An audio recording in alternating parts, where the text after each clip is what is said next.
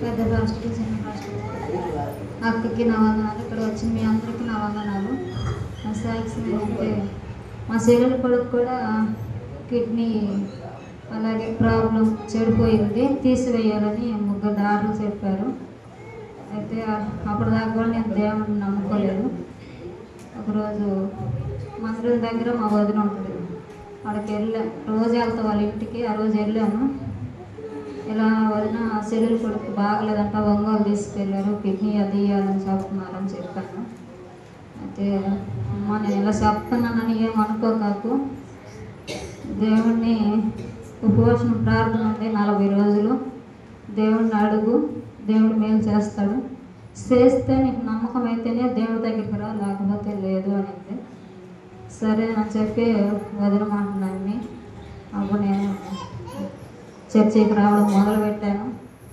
చాలా సార్లు అబ్బాయి దగ్గరికి హాస్పిటల్ దగ్గరికి కూడా వెళ్ళాను.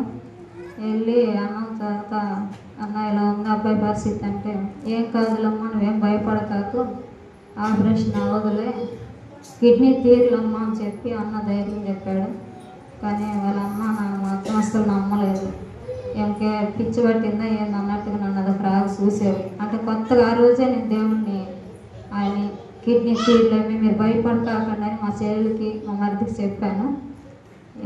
ఏది లేకుందని చెప్పి వాళ్ళైతే నా మాట అసలుకి నమ్మలేదు, చేయలేదు.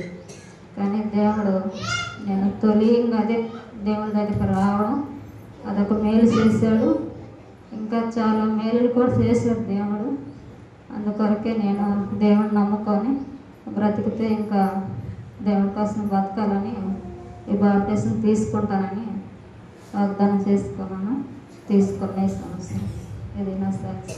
ప్రభునామానికి మహిమ. హల్లెలూయా.